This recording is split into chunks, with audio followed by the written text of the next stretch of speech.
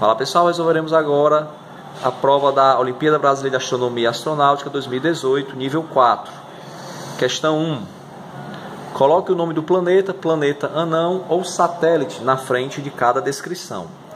Acinzentado, sem atmosfera. De dia, 420 graus Celsius, de noite, menos 180 graus Celsius. O segundo mais denso.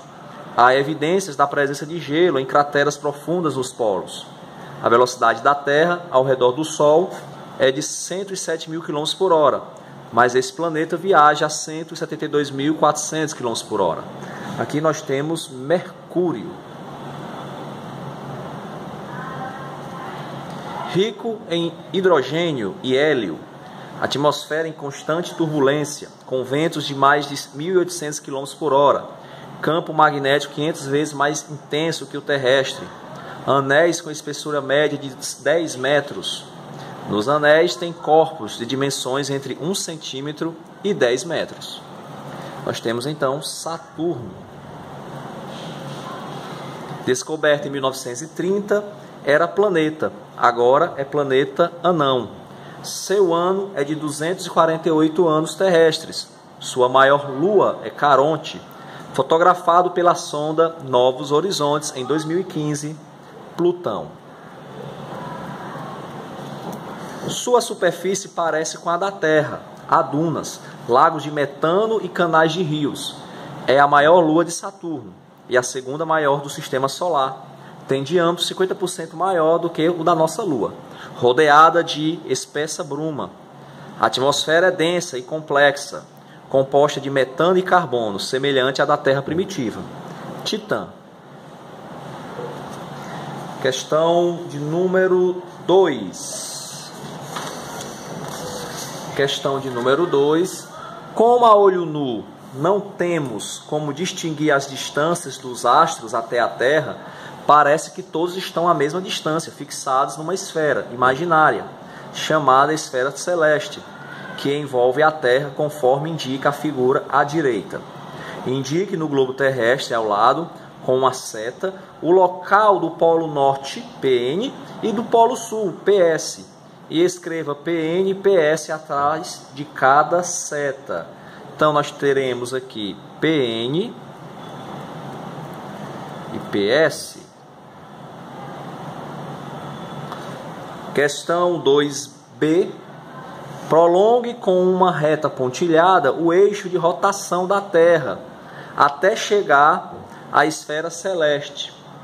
E lá escreva PCN, onde for o polo sul, o polo celeste norte, e PCS, onde for o polo sul, o polo celeste sul.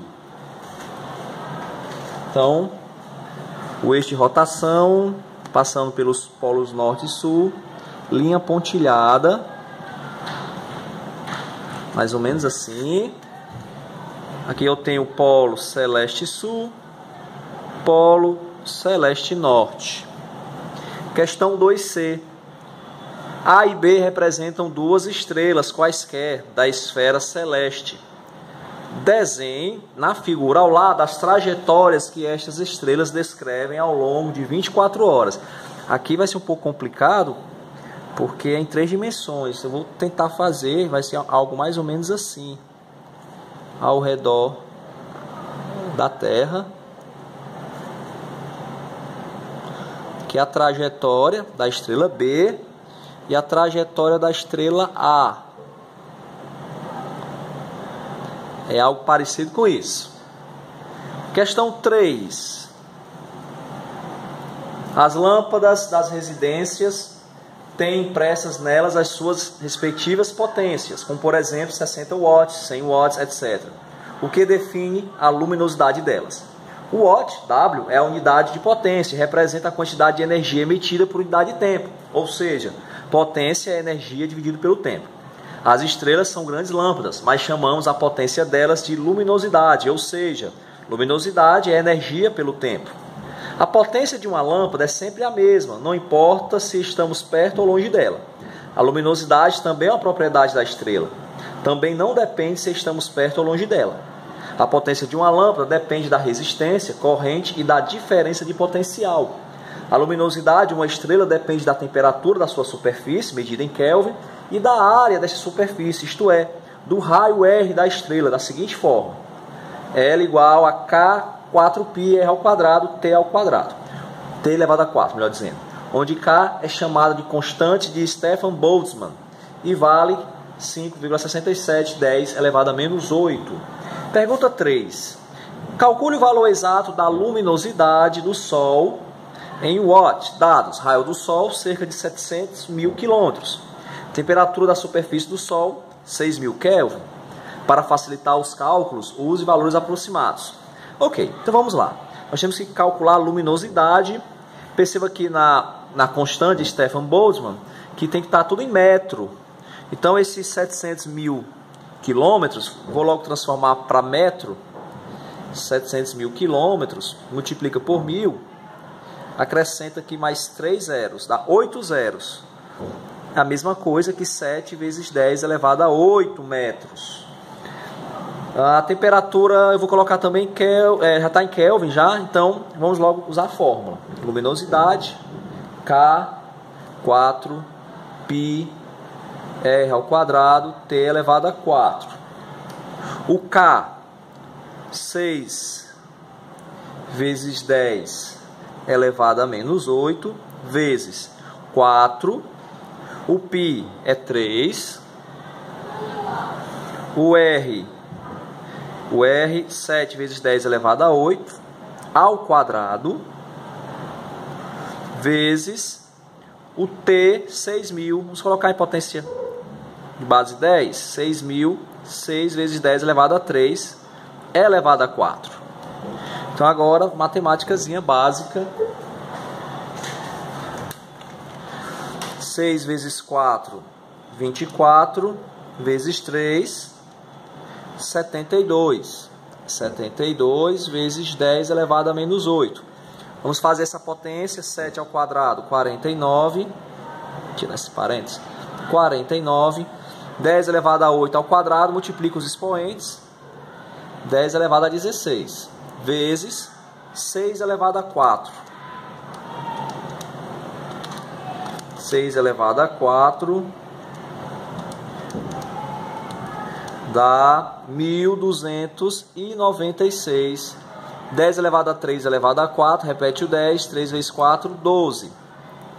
Multiplicando aqui os números inteiros, os coeficientes, 72 vezes 49 vezes 1.296.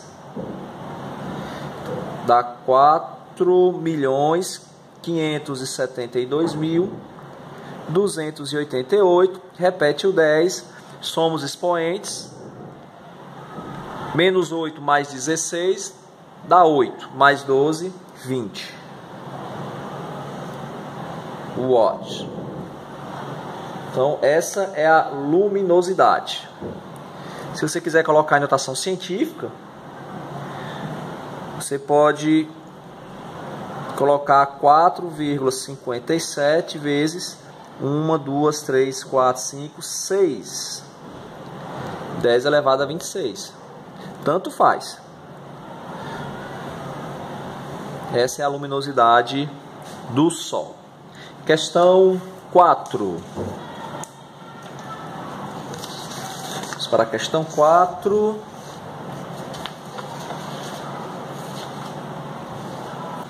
A luminosidade de uma estrela é a potência dela, isto é, a energia que ela emite por segundo. A luminosidade é medida em watts, tal como potência. Uma lâmpada de 100 watts brilha muito se estiver próxima, mas pouco se estiver longe, pois a energia, luz, dela vai se espalhando por todo o espaço e assim, quanto mais longe, menos luz, energia recebemos dela. O mesmo ocorre com as estrelas. Quanto mais longe estivermos, menos energia recebemos num metro quadrado, por exemplo. A figura à direita mostra que a luminosidade do Sol, L0, é a mesma que passa pelas superfícies esféricas imaginárias de raio D ou 2D. Mas, obviamente, a densidade desta luminosidade vai se diluindo à medida que nos afastamos do Sol. A esta densidade chamamos de fluxo. Sua unidade é o watt por metro quadrado e é calculado pela expressão F igual a L sobre 4π d ao quadrado, onde L é a luminosidade da estrela e D a distância dela até nós. Pergunta 4. Calcule o valor exato do fluxo em watt por metro quadrado que recebemos do Sol na Terra, num metro quadrado, perpendicular aos raios solares, supondo a Terra sem atmosfera. Use a luminosidade do Sol calculada anteriormente. A distância entre o Sol e a Terra é de 150 milhões de quilômetros. Use π igual a 3. De fato, observação, de fato é medindo-se esse fluxo cuidadosamente que calculamos a luminosidade do Sol. Ok, então vamos lá. 150 quilômetros, 150 milhões de quilômetros é a distância entre a Terra e o Sol. Veja que para eu calcular o fluxo, a unidade vai ser watt por metro quadrado. Então eu tenho que transformar essa distância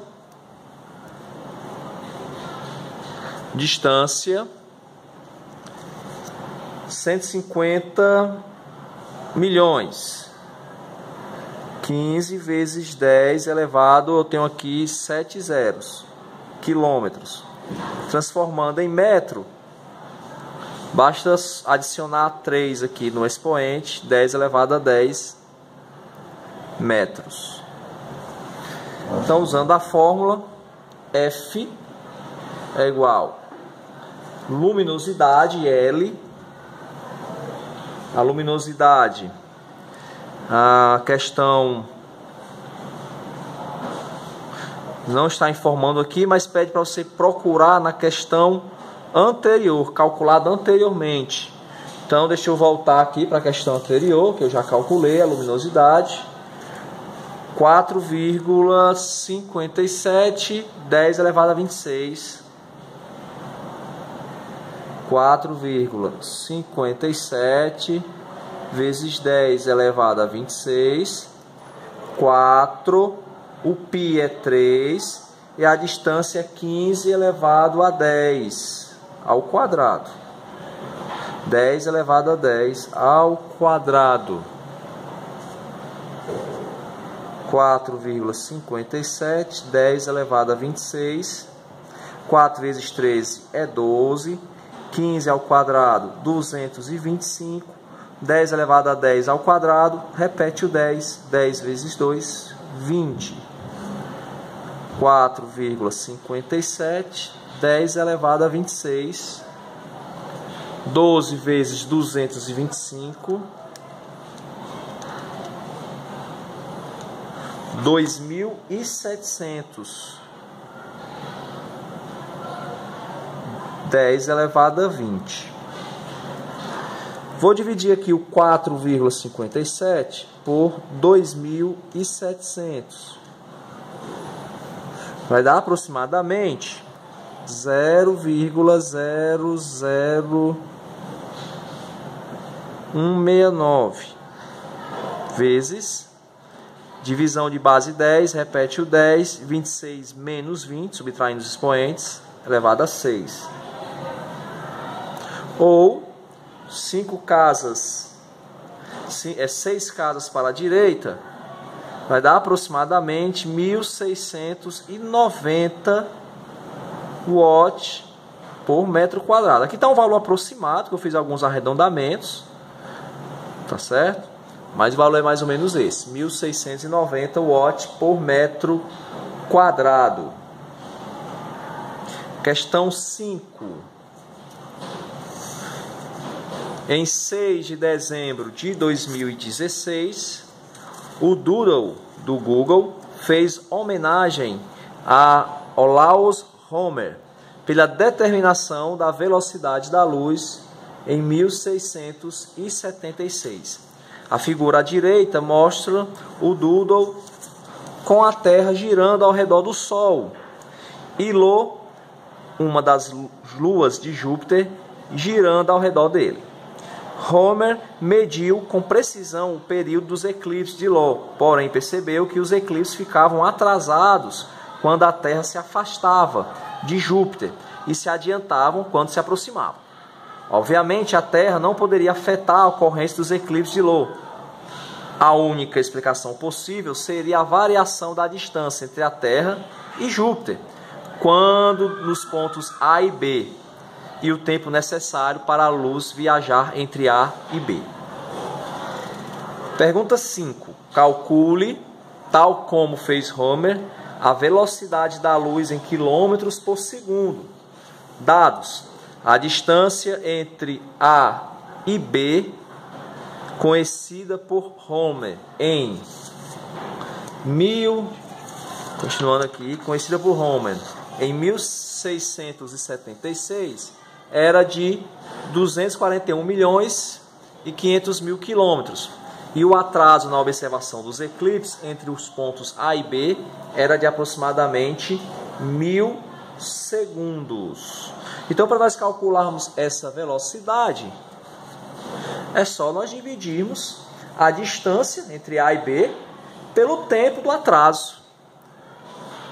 Nós já sabemos que velocidade é distância dividido pelo tempo.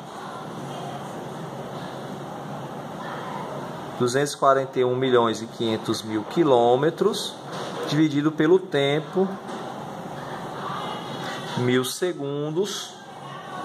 Cancelo esses 3 zeros com esses 3 zeros. 241.500 quilômetros por segundo.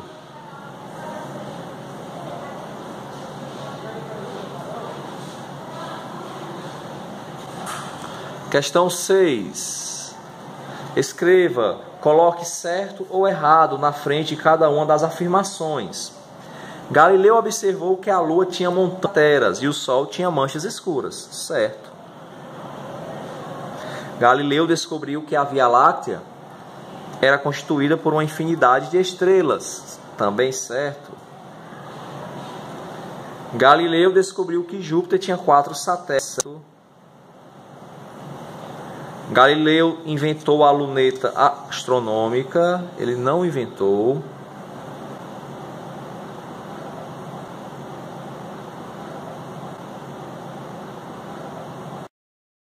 Galileu observou as fases de Vênus. Também é certo. Questão 7. Lua azul. À medida que a Lua viaja ao redor da Terra, ao longo do mês, ela passa por um ciclo de fases. O ciclo completo dura aproximadamente 29,5 dias e é chamado de lunação. Mas temos meses com 28, 29, 30 e 31 dias. Logo, pode ocorrer que no mesmo mês tenhamos 2 luas cheias. Obviamente, isso é um fenômeno raro. É ainda mais raro termos 2 ocorrências desta no mesmo ano, como aconteceu em 2018. Evento raro no folclore de alguns países é chamado de lua azul. Obviamente, a lua não fica azul, exceto quando há grandes erupções vulcânicas na Terra, cujas partículas em suspensão na atmosfera espalham o vermelho, e então a Lua fica ligeiramente azulada em qualquer fase. Lua de sangue. Em 31 de janeiro de 2018 houve um eclipse total da Lua e a imprensa se utilizou muito do termo lua de sangue, um termo extremamente inadequado, obviamente. Em todo eclipse lunar total, a Lua passa pelo cone de sombra projetado pela Terra. Mas apesar de estar na sombra, ela não fica escura ou invisível. A luz solar incidente sobre a atmosfera terrestre é quase totalmente espalhada, principalmente o azul. Tanto é que vemos o céu azul. A luz vermelha, por ter comprimento de onda maior, é menos espalhada pela nossa atmosfera e, de fato, atravessa e sofre refração indo sobre o cone de sombra. Quando atinge a Lua, é refletida e vemos a Lua avermelhada. Daí associar a cor avermelhada a sangue na superfície lunar é de extremo mau gosto. Superlua. A Lua descreve ao redor da Terra uma órbita elíptica de baixa excentridade, conforme ilustra de forma extremamente exagerada a figura ao lado. Quando ocorre a Lua cheia e ela está no perigeu, ou próximo dele, ela pode ficar com diâmetro até 14% maior do que no apogeu e até 30% mais brilhante. Quando isso ocorre, ela é chamada de superlua. porém não há nada de especial além do aumento do diâmetro angular, quase imperceptível, e do maior brilho. Pergunta 7A. Em que mês jamais teremos uma lua azul? Bem, aqui nós vemos que, nas informações desse texto longo, que essa questão 7, que o ciclo completo da lua azul dura aproximadamente 29,5 dias. Então, fevereiro tem no máximo 28 dias. Aliás, tem no máximo 29 dias, quando é o ano bissexto. Então, aqui jamais teremos uma lua azul no mês de fevereiro.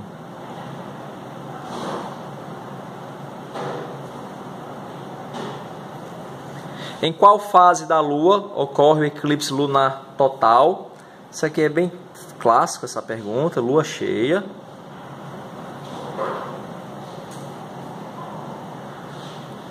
Quando ocorrer da Lua estar no perigeu, mas na fase nova, de quanto será o aumento do seu brilho? Ora, não será zero. Porque na fase nova não tem brilho nenhum para que nós possamos observar. Então, não haverá aumento no seu brilho. A questão que eu menos gostei dessa prova. Muito texto para pouca coisa, para as perguntas muito simplistas. Essa é a minha opinião. Questão número 8. Vamos agora para 8. Para as questões de astronáutica. Questão de astronáutica, questão 8. Em 2017 foram celebrados os 40 anos do lançamento das espaçonaves não tripuladas Voyager 1 e Voyager 2. A Voyager 1 visitou Júpiter e Saturno e encontra-se a 21 bilhões de quilômetros da Terra. A Voyager 2 visitou os planetas Júpiter, Saturno, Urano e Netuno, encontrando-se atualmente a 17,5 bilhões de quilômetros da Terra. Ambas continuam em funcionamento. Conforme ilustrado na figura abaixo à esquerda, o último estágio do foguete colocou a Voyager 2 no espaço a velocidade de 36 km por segundo, velocidade esta medida em relação ao Sol. A partir do momento em que se encontra no espaço, a velocidade da Voyager 2 diminui significativamente por ação da gravidade. Ao passar por Júpiter, a velocidade da Voyager 2 é aumentada em mais de 10 km por segundo, conforme mostrado na figura. Após esse aumento repentino, a velocidade volta a cair novamente por ação da gravidade, até que a espaçonave se aproxime 100 mil km de distância de Saturno, conforme mostrado na figura direita. Nessa figura, tem-se a representação simplificada e bidimensional da trajetória da Voyager 2 por Saturno em relação ao referencial fixo em Saturno. Como a passagem ocorre em um tempo curto em relação ao período orbital de Saturno ao redor do Sol, considere Saturno como um sistema de referência inercial. Considere que VA e VB são vetores velocidades da sonda Voyager 2 nos pontos A e B em relação ao referencial de Saturno, e ambos têm módulo igual a 14 km por segundo. Na figura VSAT é o vetor velocidade de Saturno em relação ao referencial do Sol, e seu módulo é de aproximadamente 10 km por segundo. Tá? Então, vamos fazer aqui, olhar a dica. Para resolver algumas das questões abaixo, lembre-se de que velocidade é uma grandeza vetorial, ou seja, é caracterizada por seu módulo, direção e sentido. Portanto, ao somar ou subtrair velocidades, façam a representação dos vetores, somando-os ou subtraindo-os conforme a questão. Então, vamos para a pergunta 8A. Calcule a variação do módulo da velocidade Voyager 2 entre os pontos A e B, conforme representados no referencial de Saturno.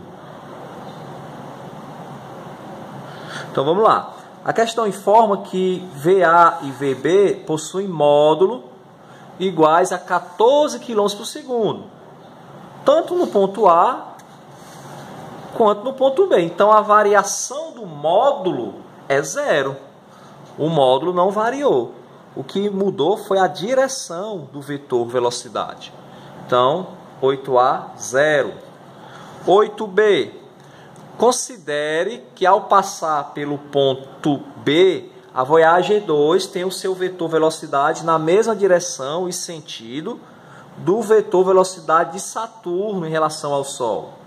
Considerando-se que o módulo do vetor velocidade de Voyager 2 em relação a Saturno é de 14 km por segundo e que o módulo do vetor velocidade de Saturno em relação ao Sol é de 10 km por segundo, calcule o módulo da velocidade da Voyager 2 em relação ao Sol. Então, essa questão é o seguinte: se você tem duas velocidades, a velocidade da Voyager 2 em relação a Saturno é 14 e a velocidade de Saturno em relação ao Sol é 10 e eles têm o mesmo sentido, mesma direção e sentido, você vai fazer a soma dos módulos. Ok? Então, a velocidade, o módulo da velocidade da Voyager em relação ao Sol, vou colocar aqui, Voyager 2 em relação ao Sol, vai ser a soma dos módulos, 14 mais 10. 24 km por segundo. Pergunta 8C. Determine o módulo do vetor velocidade da Voyager 2 em relação ao Sol quando ela estiver no ponto A da figura. Considere que os vetores VA e VSAT são perpendiculares e use raiz quadrada de 296 igual a 17,2. Então nós temos aqui a velocidade de Saturno é 10, horizontal para a esquerda. A velocidade da Voyager é 14, perpendicular, em relação a Saturno. Qual é a velocidade da Voyager em relação ao Sol? Eu posso deslocar esse vetor 10 aqui para cima. E a velocidade da Voyager em relação ao Sol vai ser a soma desses dois vetores.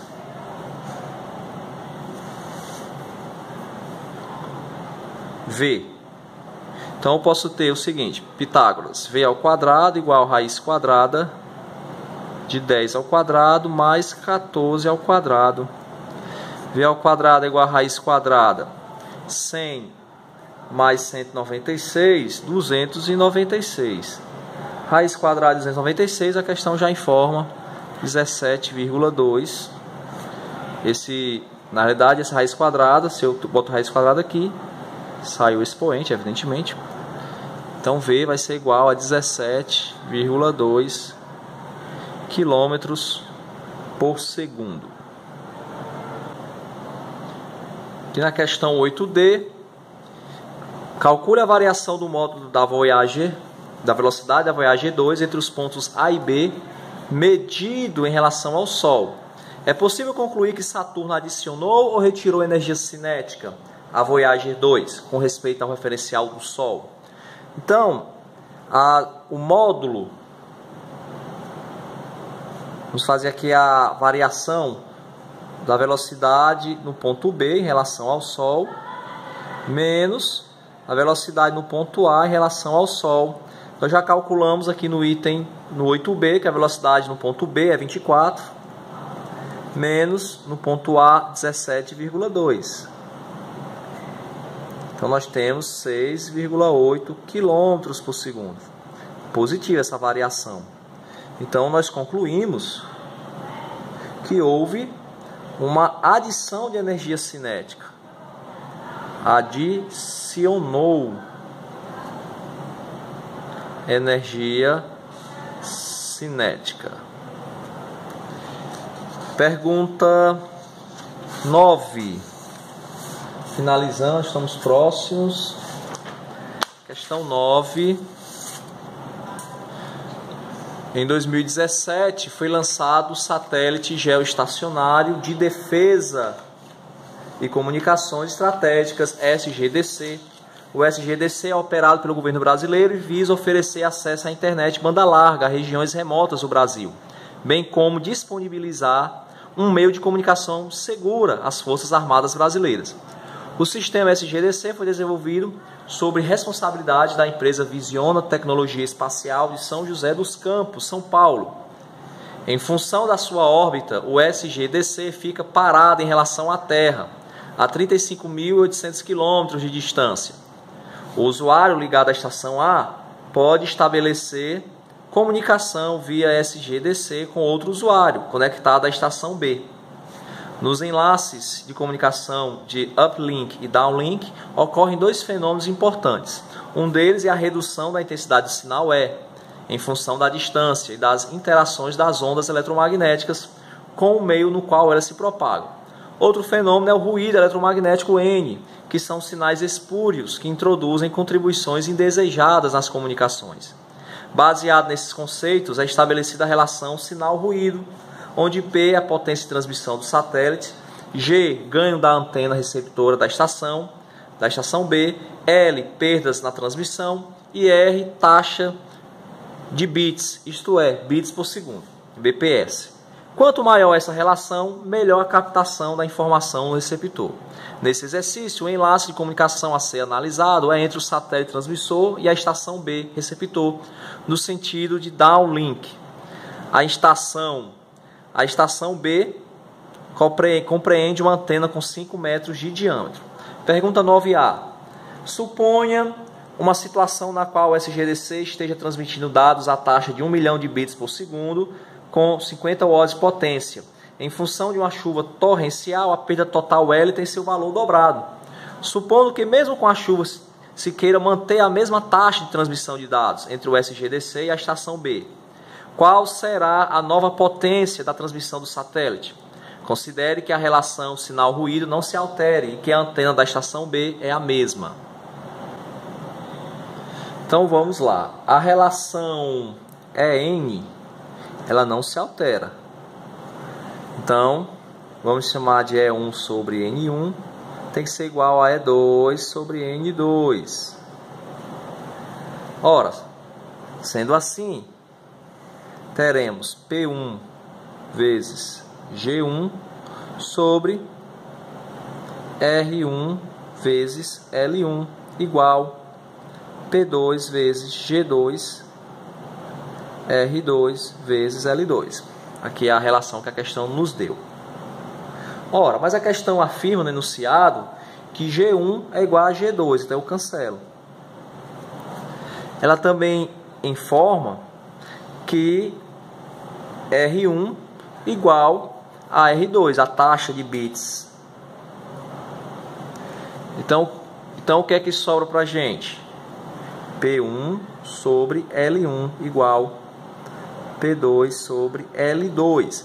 A questão diz que a perda total foi o dobro. Então L2 é o dobro de L1. Então ficaremos com P1 sobre L1 igual L2 é igual a 2L1. Podemos cancelar. A potência inicial é 50. Então P2 vai ser igual a P1, que é 50, vezes 2. Então a potência tem que dobrar também, tem que ir para 100 watts. Pergunta 9b. Ao ser apresentado com um novo valor de potência, o engenheiro do SGDC informou que o satélite já operava no seu limite de potência, que é de 50 watts. Alternativamente, ele propôs que o aumento das perdas L fosse resolvido aumentando-se o ganho da antena da estação B. Dentre os fatores que impactam no ganho da antena está o seu tamanho. O ganho é dado por G igual a C vezes A, onde C é uma constante e A é a área circular da antena. Considerando-se que o satélite opere na sua potência máxima, qual o novo diâmetro da antena para manter a relação sinal-ruído e assim a mesma taxa de transmissão de dados? O diâmetro D1 original da antena é de 5 metros. Então, aproveitando aqui a questão anterior, como a relação sinal-ruído se mantém igual, então nós vamos ter P1, G1, R1, L1, P2, G2, R2, L2. Potência é a mesma, cancela. Vamos cancelar também a transmissão de dados R. Então teremos G1 sobre L1, G2 sobre L2. A questão informa que o aumento das perdas fosse resolvido, ou seja, o L2 continua sendo o dobro de L1. Então, L2 é 2 vezes L1. Corto L1. Nós vamos ter aqui então que G2 tem que ser o dobro de G1. Ou seja, para resolver esse problema das perdas do sinal, eu temos que ter um ganho 2 vezes o ganho anterior. G2 igual a 2 vezes G1. Só que a questão informa que o ganho é C vezes A. C vezes A2 é igual a 2 vezes ganho 1. C vezes A1. Posso cortar aqui o C, que é a constante. A área 2, a área da antena 2 tem que ser o dobro da área da antena 1. Mas ele quer saber o novo diâmetro. Ora, como é circular a antena, a área de um círculo é πr ao quadrado. Ora, R é a metade do diâmetro. πr2 ao quadrado igual π, duas vezes, aliás, tem um 2 aqui na frente, 2 vezes πr1 ao quadrado. Posso cancelar o π. Raio é a metade do diâmetro. Então, diâmetro 2 ao quadrado, diâmetro 2 sobre 2 ao quadrado é igual, desculpando aí a letra pequena, porque o espaço é muito pequeno para poder fazer essas contas todas.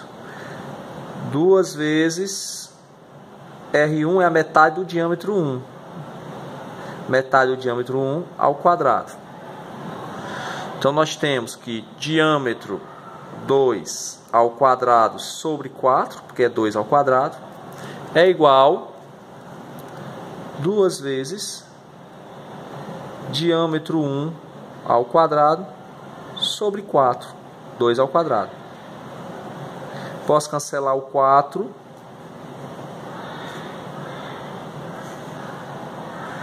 Diâmetro 2 vai ser igual, eu passo esse 2 aqui, da potência do diâmetro 2, como raiz quadrada. Raiz quadrada de 2 vezes diâmetro 1 ao quadrado. Posso cancelar esse expoente com o índice, eu extraindo, né, esse fator, fazendo aqui uma extração de fatores. D1 vezes raiz quadrada de 2. A questão diz que o D1, que é o diâmetro original da antena, é 5. E raiz de 2, 1,4. 5 vezes 1,4, 7 metros. Então, esse deve ser o novo diâmetro da antena para compensar a perda de sinal. 7 metros. Vamos agora para a questão de número 10. Com o desenvolvimento da astronáutica, está cada vez mais fácil colocarmos telescópios em órbita. Contudo, alguns, como o SOHO, precisam girar ao redor do Sol no mesmo período que a Terra e ficar entre o Sol e a Terra, pois precisam observar o Sol 24 horas por dia. Mas pela terceira lei de Kepler, ou seja, pela terceira lei de Kepler, T ao quadrado igual a K vezes D elevado ao cubo, ou seja, quanto menor a distância ao Sol, menor será o período e vice-versa. Logo, não seria possível colocar o SOHO e outros satélites para girarem ao redor do Sol. com o mesmo período da Terra, estando num lugar diferente da Terra.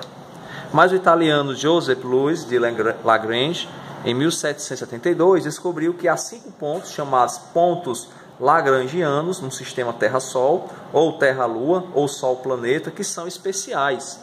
O ponto L1 fica na linha Terra-Sol, entre Terra e Sol, e um observatório ali colocado move-se com o mesmo período da Terra, tal como faz o Sol, o qual nunca é eclipsado pela Lua e recebe sempre a mesma irradiação do Sol. Veja a figura ao lado. O ponto L2 fica depois do cone de sombra da Terra. Será o local de posicionamento do telescópio espacial James Webb e terá período de translação igual ao da Terra.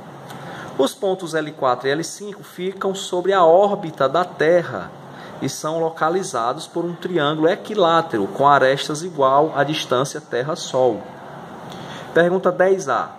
Considere que M1 seja a massa do Sol, M2 a massa da Terra, R a distância Terra-Sol e Rzinho a distância da Terra aos pontos lagrangianos, L1 e L2. São simétricos em relação a M2. Pode-se demonstrar que Rzinho é dado por... Temos aqui o valor de Rzinho. Sabendo-se que a distância média à Lua é de 384 mil quilômetros, calcule quantas vezes Rzinho está mais distante do que a órbita da Lua. Aqui, apesar do texto complicado, ele quer saber quantas vezes Rzinho, que é a distância da Terra aos pontos lagrangianos, está mais distante, ou seja, é maior do que a distância da órbita da Lua. Então você vai só dividir 1,4784 vezes 10 elevado a 8 dividido por 384 mil. Certo? Vamos colocar o 384 mil em notação científica. Dá 3,84 vezes 10 elevado a 5 casas. Então 1,4784 dividido por 384 é igual a 0,385 vezes 10, 8 menos 5, repete o 10 e subtrai os expoentes, 3. Multiplicando por 1000, 3 casas para a direita, 385 vezes mais distante.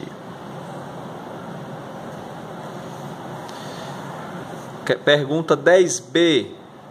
Conforme explicado, a vantagem dos pontos L1, L2 e L3 é que, mesmo estando a diferentes distâncias da Terra ao Sol, ainda assim, satélites ali colocados teriam o mesmo período de translação da Terra ao redor do Sol, isto é, 365,25 dias. Qual seria o período de translação de satélites colocados nos pontos lagrangianos L4 e L5? A resposta aqui é meio óbvia.